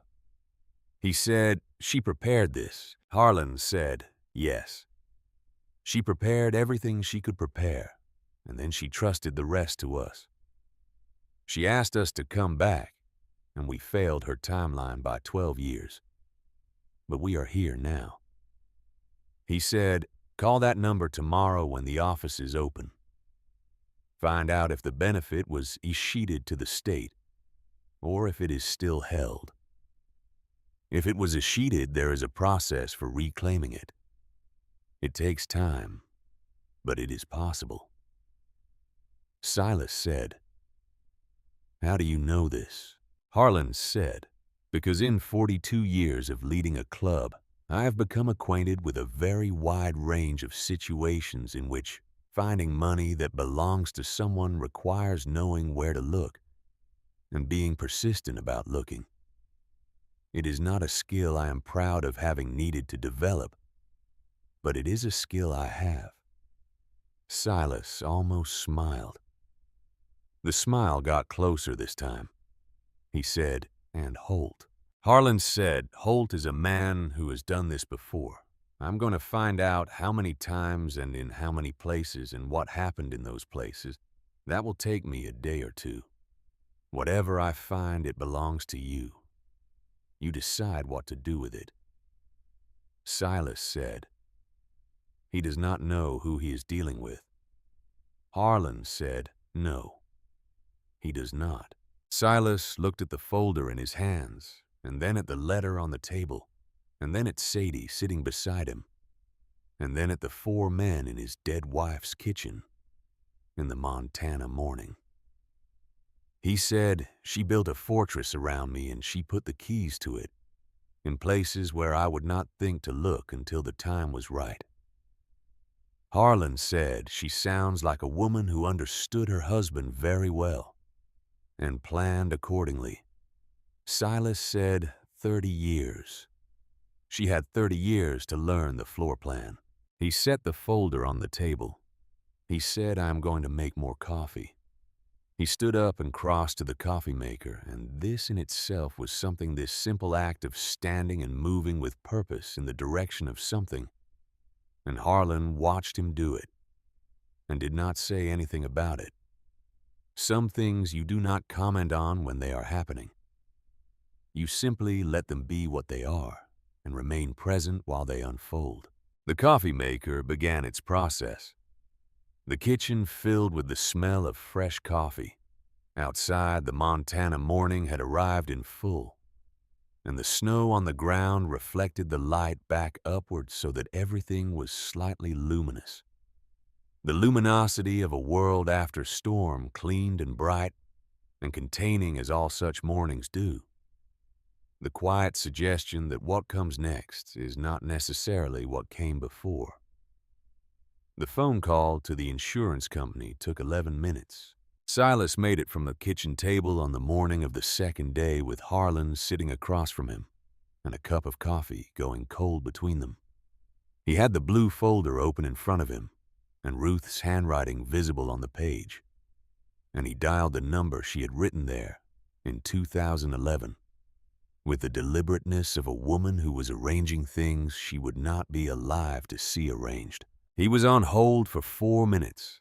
Then a woman's voice asked how she could help, and Silas explained the situation in the careful, flat language of a man reporting information, rather than asking for sympathy, which was the only way he knew how to discuss it.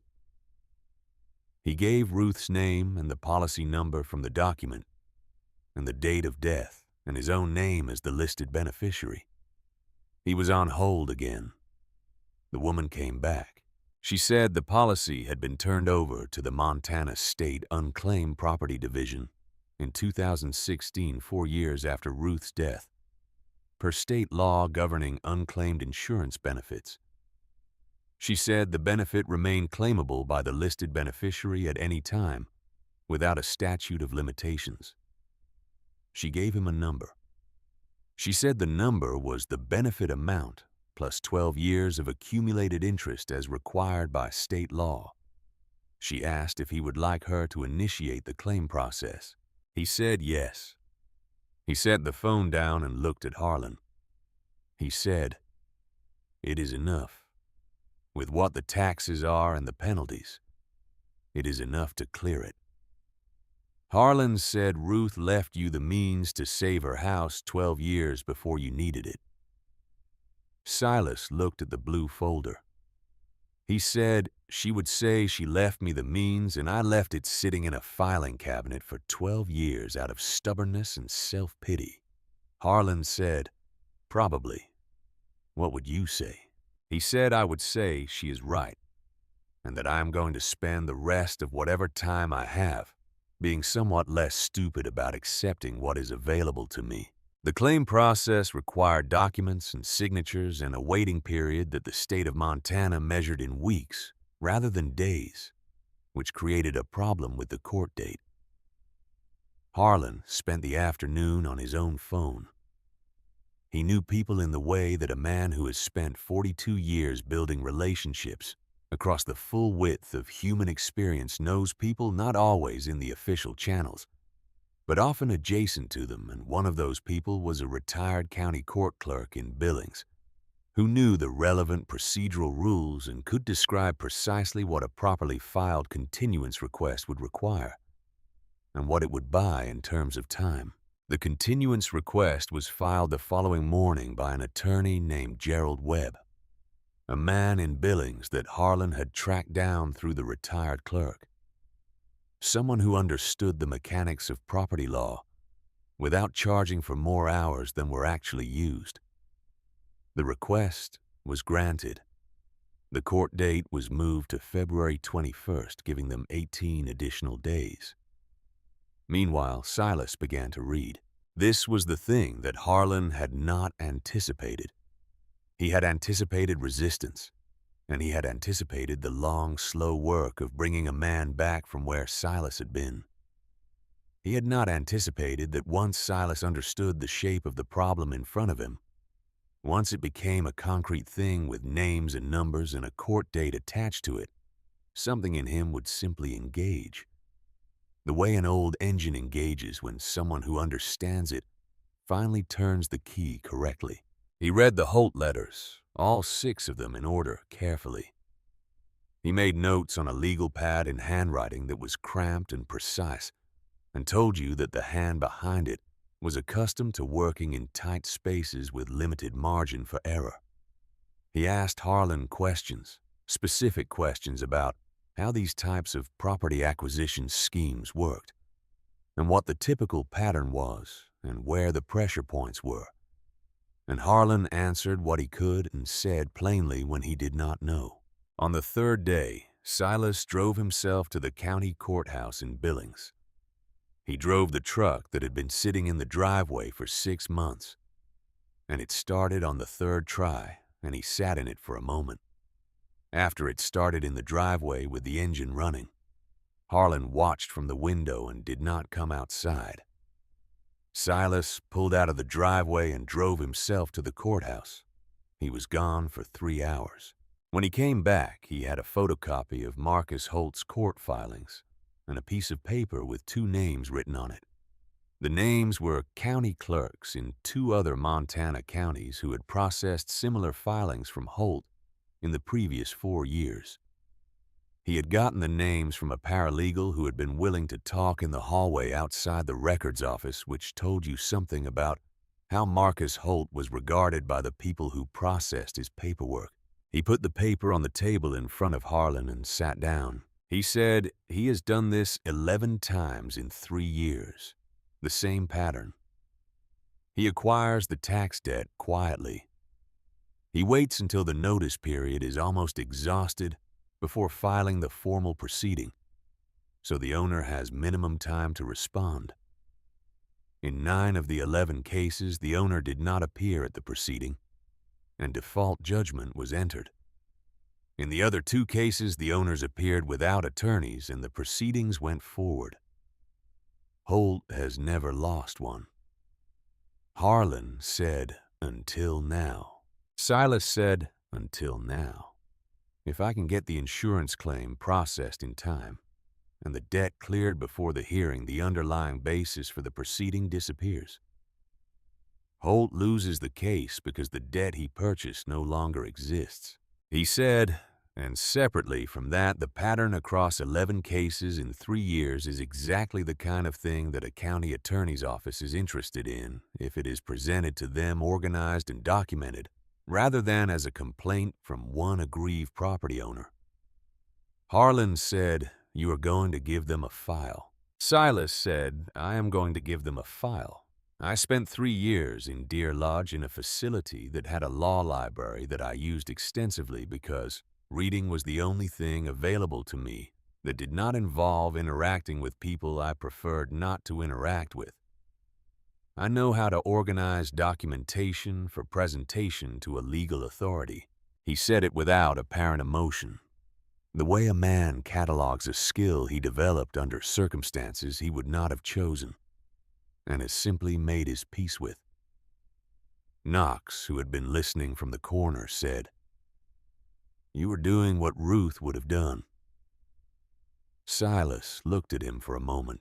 He said, "I am doing what Ruth left me the tools to do. She provided the resources. She provided the letter. She provided 12 years of accumulated interest on a life insurance policy that I was too paralyzed by grief to go looking for. The least I can do is use what she left." He said, "She always said I was better in motion than in stillness. That stillness made me dangerous because I had too much room to think in the wrong directions. She said I was a man who needed problems in front of him because problems gave his brain something to do besides turn on itself." He said, "She was right. She was usually right. It was irritating." He went back to work. The file took 4 days to compile. Silas worked on it at the kitchen table in the evenings, and in the early mornings and during the days, he made calls. He called the county attorney's offices in the 2 counties where Holt had operated and introduced himself as a property owner, facing a similar proceeding, and explained that he had documentation of a pattern of conduct he thought they would find interesting. Both offices asked him to send what he had. He sent it. On the 9th day, he got a call back from the county attorney in Chouteau County, a woman named Abigail Marsh, who spoke with the economy of someone who has read everything relevant before picking up the phone and wants to cover only the ground that has not already been covered. She said his documentation was thorough. She said her office had been aware of Holt for some time, but had been unable to establish the pattern necessary for a formal investigation because the individual cases taken in isolation appeared to be legitimate exercises of the debt acquisition process. She said what he had compiled with the specific timeline comparisons and the documentation of Holt's behavior in each case changed the picture considerably. She said she would be making some calls. Silas set the phone down and sat with that for a moment. Harlan had been at the table across from him. He said, "How do you feel?" Silas said, "Like I did a thing I should have done. Not proud exactly. More like correct. Like things are in the right position."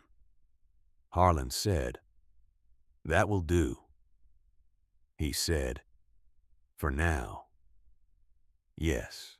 Ryder arrived on the 14th day with a trailer behind his truck.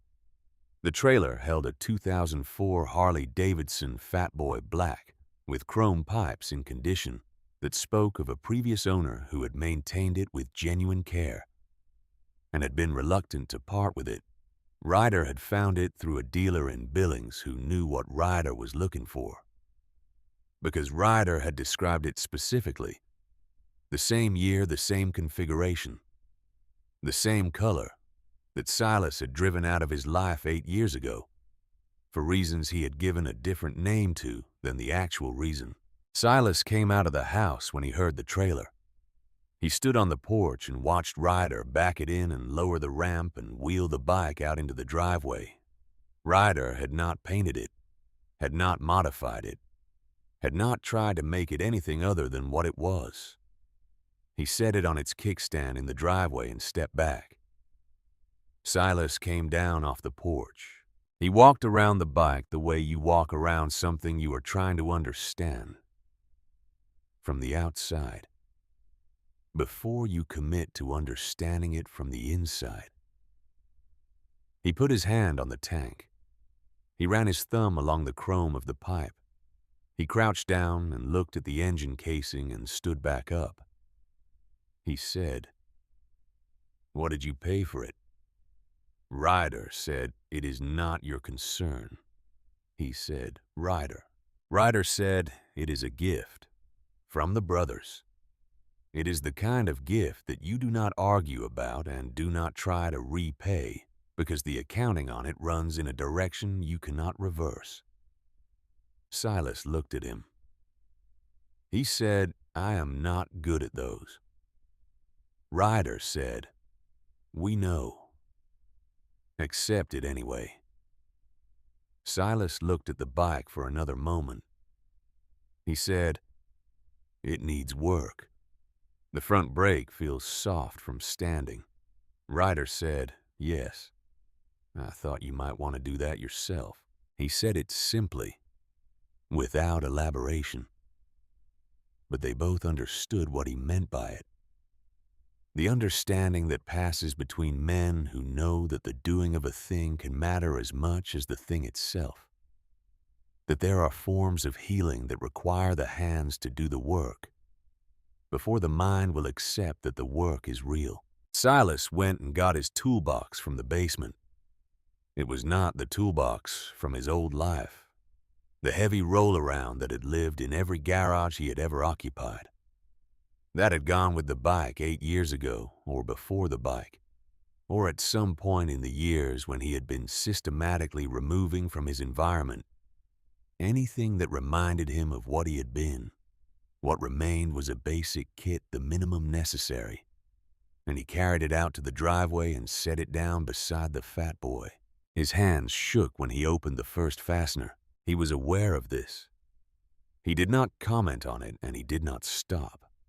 He had been a mechanic since before he was old enough to legally own the vehicles he worked on. And he understood that the hands remember things the mind has tried to forget, and that the memory lives in the muscle and the tendon, and the way a familiar tool sits in a familiar grip. He worked slowly. He made mistakes. He had to back out and reapproach a fitting 3 times before he got the angle right. He dropped a socket wrench on the driveway and it clattered on the concrete, and he watched it settle and did not say anything, just picked it up and went back to the work. An hour in Knox came out of the house with 2 cups of coffee and set one beside Silas on the driveway without a word. Silas picked it up and drank from it without stopping work. Knox leaned against the truck and watched. 2 hours in the front brake was done. The fluid was fresh and the line was bled, and the feel at the lever was what it should be, firm and responsive and honest. Silas stood up. His back had opinions about 2 hours on a driveway in January, and he let those opinions register, and then moved past them. He sat on the bike. He did not start it. He just sat on it with his hands on the grips and his feet on the pegs and the weight of the thing under him. The specific and familiar weight of a fat boy at rest, and he was quiet for a long time. Then he started it. The engine turned over on the second try and settled into the idle that these engines settle into when they are warm and healthy and have been maintained with care. A sound that is less mechanical than it sounds in description. A sound that is almost biological in its rhythm, like something breathing. Silas sat on the idling bike in his driveway in January and his face did something that his face had not done in a very long time. Nothing dramatic, not a smile exactly. Something quieter and more fundamental than a smile, the expression that belongs to a person who has found their way back to something they did not know they had lost the coordinates to. He did not ride that day. He let it idle for 10 minutes and then shut it off. He went inside and made lunch for the first time in longer than he could account. For a simple thing, sandwiches, but made with the attention that you give something when the making of it is itself the point. He set plates on the table without being asked. The court date was February 21st. The insurance claim cleared on February 17th. The funds were transferred directly to the Wilson County Tax Authority at 8:45 in the morning on February 18th, 3 days before the hearing. The tax debt, all 4 years of it, including penalties and interest, was extinguished before Marcus Holt arrived at the courthouse with his attorney. Silas arrived at the courthouse at 9 in the morning with a folder under his arm, and Harlan beside him. Outside the parking lot, 31 motorcycles sat in 2 rows with their engines cold and their seats accumulating the thin February light. 31 members of the Hells Angels Montana charter who had ridden from wherever they were that morning to be present in this parking lot on this day. They were not in the courtroom. They were in the parking lot.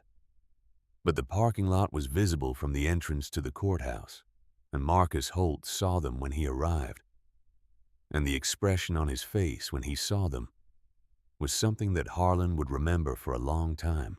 Holt was 54 years old and expensively dressed in the way of men who use the expense of their clothing as a form of argument. He had an attorney beside him who carried a briefcase and the manner of a man accustomed to procedural victories in county courtrooms. He stopped when he saw the motorcycles. He said something to his attorney. His attorney said something back. They went inside. The hearing was in a courtroom on the 2nd floor. It was a small room, the kind of room that county courts use for proceedings that are expected to be brief and uncontested. The judge was a woman in her late 50s named Callahan, who had the efficiency of a person who has been making decisions in small rooms for a long time and has developed a tolerance for very little that does not belong there. Silas was at the respondent's table. Gerald Webb sat beside him. Holt and his attorney were at the petitioner's table. Judge Callahan called the proceeding. Holt's attorney stood and began with the procedural history of the debt acquisition and the notice requirements that had been met, and the legal basis for the relief sought, which was transfer of title to the property at 41 Callahan Street in the name of Holt's company. He spoke with the confidence of a man who has made this argument before and found it effective, and expects to find it effective again. When he sat down, Gerald Webb stood. He said that the underlying debt that formed the basis for the petitioner's claim had been satisfied in full on February 18th of the current year, 3 days prior to this hearing. He produced the receipt from the Wilson County Tax Authority, showing zero balance on the property. He produced the bank records showing the transfer. He submitted them to the clerk. He said that in the absence of an existing debt, the petitioner had no cognizable legal interest in the property, and that the petition should be dismissed. Holt's attorney objected on procedural grounds. He cited several cases. Judge Callahan read the receipts. She asked a few questions. She read the cases the attorney had cited. She said the cases did not apply to the present facts in the way the attorney was suggesting. She dismissed the petition. Holt said something to his attorney in a low voice that Silas did not catch. His attorney said something back. Holt looked at Silas for the first time since they had entered the room. Silas looked back at him with the expression of a man who has nothing to prove in this moment, because the moment has already proven everything necessary. Holt stood to leave. Gerald Webb said, "Your Honor, Before the court adjourns, I would like to submit a referral to the county attorney's office regarding a pattern of conduct by the petitioner across 11 similar proceedings in 3 Montana counties over the past 4 years, which I believe merits review. He submitted a second folder to the clerk. Judge Callahan accepted it. She said she would forward it to the county attorney. She said the court was adjourned. Holt left quickly. His attorney followed him. Silas sat at the table for a moment after they were gone. Gerald Webb said, "How do you feel?" Silas said, "Ruth's house is still Ruth's house. I feel correct." He said it the same way he had said it 9 days ago after the call with the county attorney in Chouteau County. Correct. Not triumphant. Not relieved in the way people who have won dramatic battles feel relieved. Simply the feeling of a thing being in its proper position after being out of position for too long. They went downstairs and out into the February morning. The 31 bikers in the parking lot did not cheer. They were not the kind of men who cheered. Several of them nodded. Harlan walked over to Silas and put a hand on his shoulder for a moment. And that was the extent of the ceremony, which was exactly the right extent. Knox said, "So." Silas said, "So, the house is fine." Knox said, "And you?" Silas looked at the courthouse building for a moment. He said, "I am in progress. I think that is the most accurate thing I can say." He said it without apology and without qualification. And Knox accepted it in the spirit it was offered, which was the spirit of a true thing, said by a man who has relearned the value of saying true things. They rode back to Callahan Street in a group, 31 bikes plus one new rider on a fat boy that was his and had always been going to be his in one form or another. The way certain things are yours before you know to claim them. He had not ridden in the group before that day. He had ridden alone in the driveway and once around the block at 5 in the morning when nobody was likely to see him. Relearned something in the fumbling way of relearning. And by the time they left the courthouse parking lot, he was capable of the highway and he proved it. The sensation of riding in a group again was something he had forgotten he had stored. It was not the same as riding alone, the solitary communion between rider and road that had been his for 40 years. It was something else.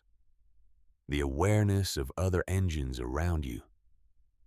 Other riders reading the same road through the same air. The way the group breathes together, accelerates together, reads the curves and adjusts together without discussion. The language that is not language. He had thought he would find it claustrophobic. He did not find it claustrophobic. What he found was familiar in a way that went below memory into something older. The body's memory of belonging. Sadie was at the house when they arrived. She came out onto the porch when she heard the engines and stood there with her arms crossed against the cold, watching 32 motorcycles fill the street in front of the house that still belonged to her father. Her face did not conceal what it felt, which was something that had been trying for a long time to arrive and had finally managed it. She came down off the porch and she did not say anything. She walked up to her father, still sitting on the fat boy, and she put her arms around him from the side and pressed her face against his shoulder. He put his hand on her back and held it there, and they stayed like that for a moment in the February light, with 31 brothers watching from their bikes with the respect that large men have for small moments. She said something into his shoulder that nobody else heard. He said something back that nobody else heard. Then she straightened up and wiped her face with the back of her hand, with the same efficiency she used to pull her hair back before a shift at Rosie's, and she went inside to make coffee for 32 people. What followed was the kind of afternoon that is simple to describe and hard to convey. 32 men in a house that had been a museum of one woman's life for 12 years. standing in the kitchen and the living room, and on the porch in the February cold, talking in the way that bikers talk at gatherings, which is in parts serious and in parts ridiculous, and in parts simply the maintenance of being known to other people, the work of staying real in each other's lives. Silas stood in the middle of it, and it was not comfortable, not entirely, not yet. He was out of practice with the presence of people and the sound of his own house full of voices, and he was aware of this the way you are aware of a long-healed injury when you first put weight on it again. The weight was okay. The joint held. But you noticed it. He noticed it, and he did not retreat from it. Around 4 in the afternoon, Harlan sat down beside him on the couch in the living room in the corner where nobody else was sitting, and they were quiet for a moment in the way of two men who have said most of what needed saying and are now on the other side of the saying. Harlan said, "There is something we want to do. The brothers. If you will let us." Silas said, "What is it?" Harlan said, "Ruth. We want to do something in her name. A formal thing. A program for members of the club who are struggling with grief or depression, or whatever name you want to put on the specific darkness that finds men like us when we stop being distracted by the things that used to distract us. We want to name it for her. We want to put her name on something that will be here after all of us are gone." He said, "The vote was 38-0 3 days ago. It already has a name. It already has a structure. We just need your permission to use her name." Silas was quiet for a long time. He said, "What is it called?" Harlan said, "The Ruth Dolan Memorial Brotherhood." Silas looked at the mantelpiece, at the photograph of Ruth on the back of his bike somewhere in summer, her arms around his waist, her face turned slightly toward the camera with the expression of a woman in the exact right place, at the exact right moment. He said, "She would be embarrassed." Harlan said, "Probably. She would also have already figured out how to make it work better than we have planned it." He said, "Yes. She would have had a binder with a tabbed index by now." Harlan said, "Almost certainly." Silas said, "Do it. Put her name on it. Make it work. Make it actually work, not just a thing that exists on paper. If you are going to put her name on something, make sure it is something that does what it says it does." Harlan said, "That is the intention." He said, "Then yes." He said, "She was a teacher. She spent 30 years explaining things to people who did not yet have the tools to understand them. And she never stopped believing that the tools were available to everyone, if you could find the right way to offer them. Put her name on a thing that does that. That is the right place for it." 3 weeks later, on the Saturday closest to the anniversary of Ruth's death, they rode. The memorial ride had been Harlan's idea and Sadie's planning, and the result of both was 37 motorcycles gathered at 6 in the morning on a Montana Saturday, with the temperature at 12 degrees, and the sky the particular blue that Montana produces in winter that looks painted, and possibly is a blue that seems to exist only in places where the sky is very large and the land beneath it is very serious. Silas was at the front. He had been at the front of rides before. He had been road captain for 11 years, and road captains lead. That is simply what the position requires. But this was different because the last time he had been at the front of anything was a different version of himself. And this morning he was something between the old version and whatever came next. A man in progress. Correct about some things and still working out others, and willing to be in that state without requiring it to resolve faster than it resolved. He wore his vest. Harlan had given it to him the night before. Not his old vest, which was gone, but a new one properly patched with his road captain designation restored, and beneath the Hells Angels patch on the back, a smaller patch dark fabric with gold lettering that read, Ruth Dolan Memorial Brotherhood. It was the same patch that Harlan and Knox and Colt and Ryder and 33 other members were wearing on their vests that morning. He was not wearing it because of ceremony or obligation. He was wearing it because Ruth's name on his back felt like the right weight, like something that had been missing from the architecture of the thing he wore. He did not cry when he put it on. He had done his crying. There is a finite amount of crying available to a given person, for a given loss, and you do not always know when you have reached it. But you know after the fact, when the well is simply dry, when the grief has moved from the wet part of itself to the dry part, the part that is solid and permanent and no longer liquid, but no less real. He put the vest on and he felt correct.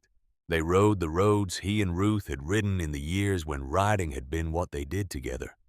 The roads through the Beartooth Range that Ruth had called the roads where the sky comes down to meet you. She had been accurate. The sky at that elevation does come down to meet you. It is a specific experience that has no analog on flat ground.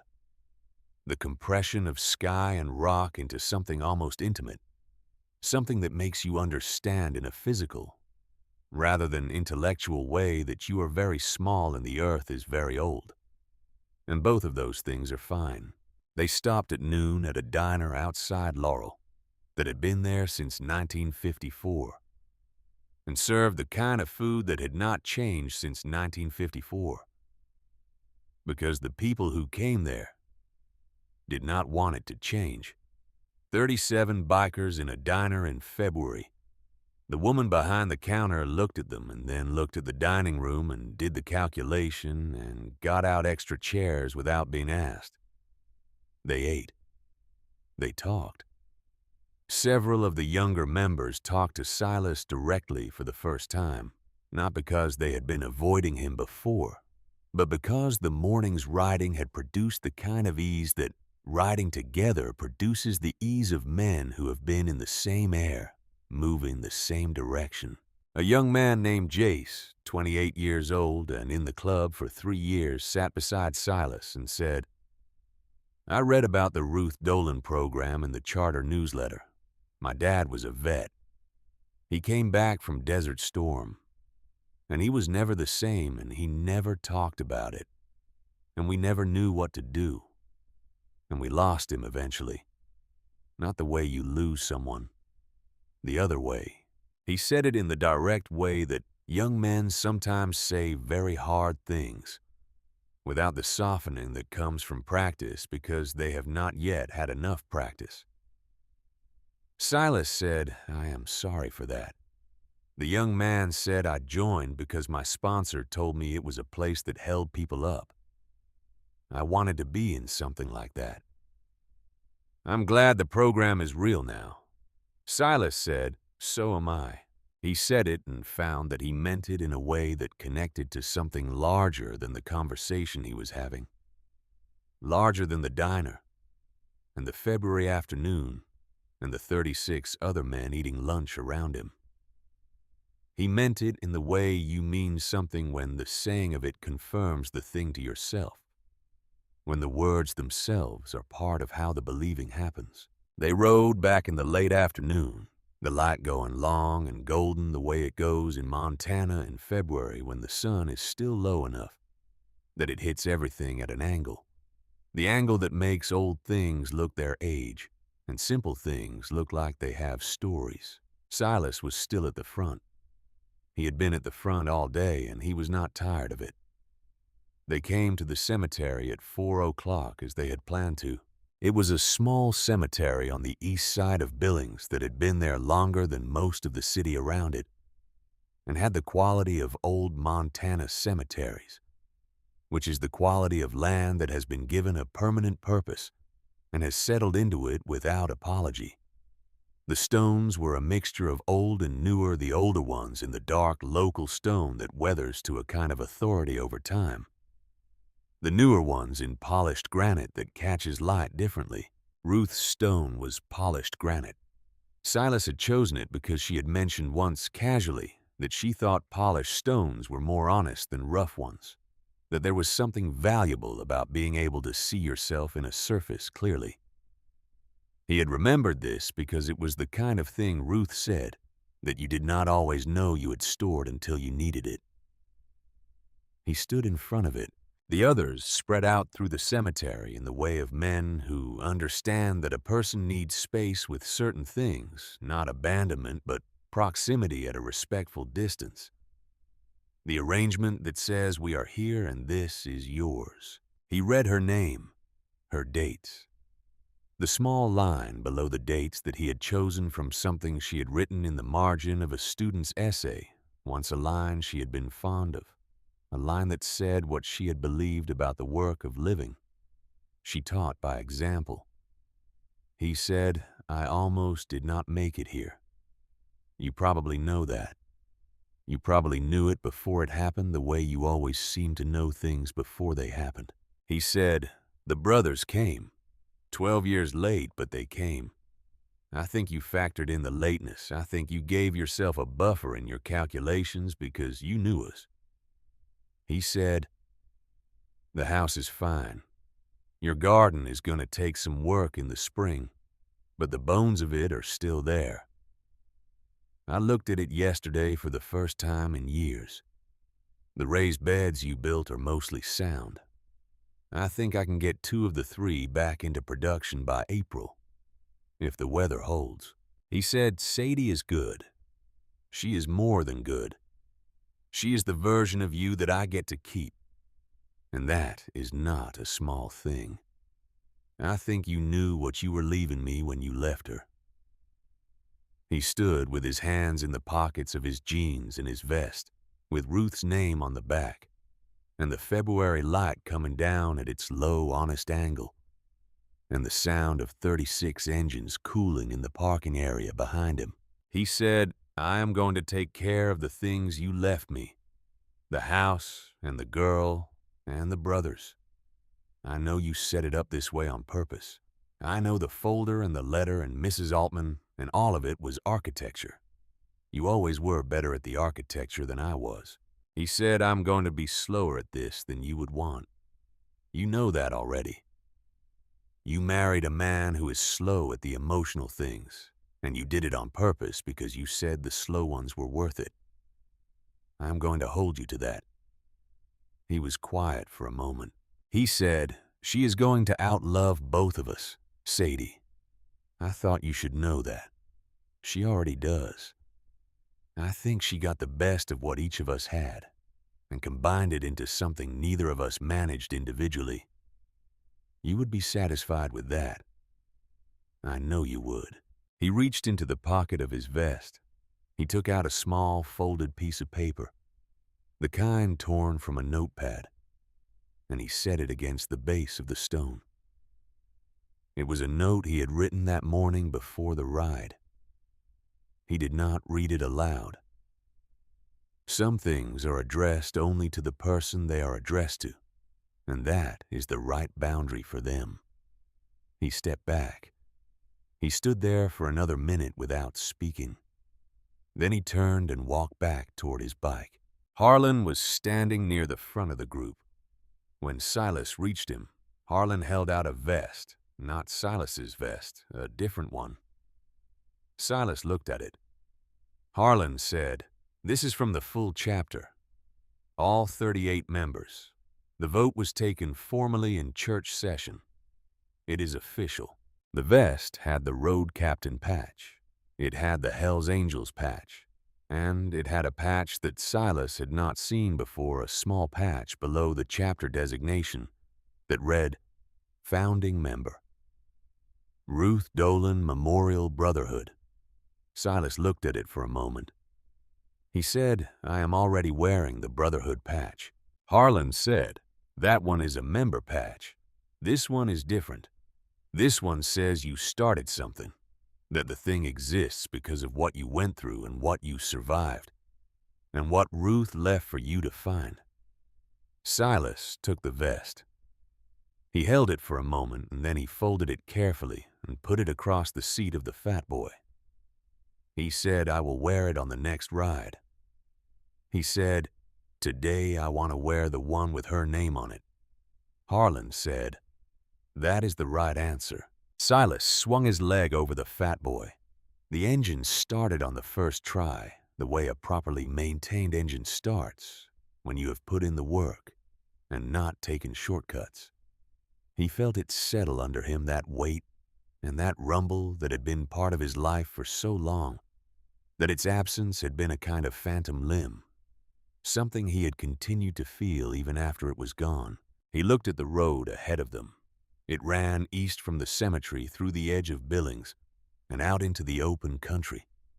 The country that in Montana is never very far from anywhere.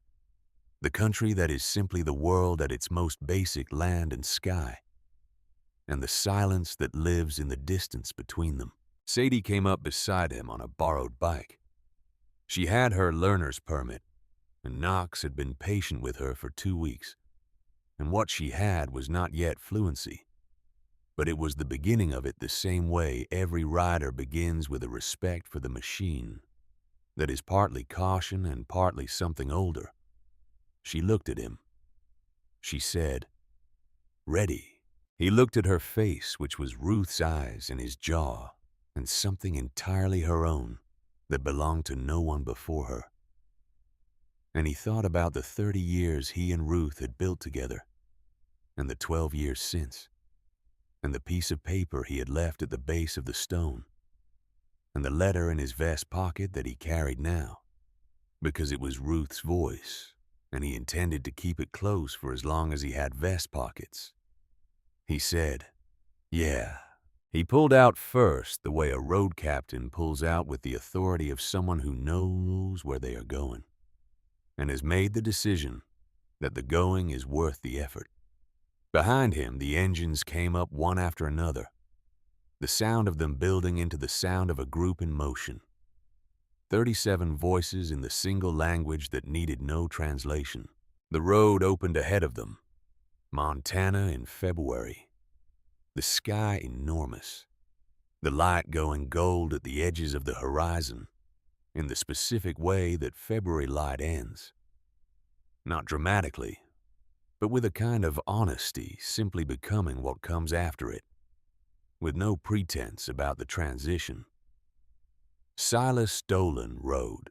He rode the way he had ridden before everything that had happened, and the way he had not been able to ride since, with his hands loose on the grips and his body following the road, rather than fighting it with the ease that comes from a man who has been doing something for 40 years, and whose body carries the knowledge in the place below thought, below intention, in the place where the things that are truly yours live. On the handlebars in the corner of the left mirror, housing where Sadie had pressed it that morning, without saying anything, was a small decal, the kind you buy in gift shops. A simple thing, a yellow wildflower, the kind that grew in the field behind the house on Callahan Street every summer. The kind that Ruth had grown in window boxes in the years when the field had still been someone else's land. The kind that Ruth had always said was the most honest flower, because it did not need to be tended, and it grew where it wanted, and it was exactly what it appeared to be. He saw it when he mounted the bike. He had said nothing. He had left it where Sadie had put it. The road ran east into the open country, and the 37 engines behind him were the sound of something that had been broken and was not entirely fixed, and would not be entirely fixed. Because the things that break us do not entirely mend. They simply become part of the structure, the places where the material is different, and also sometimes stronger. He was 58 years old. He was in progress. He was on the road. Behind him, in a cemetery on the east side of Billings, against the base of a polished granite stone, A small folded piece of paper held a message that said only what it needed to say, and nothing more. Because Ruth had always believed in economy, and he had learned it from her slowly. The way he learned everything, but he had learned it. The road went east. The light went gold. The engines sang.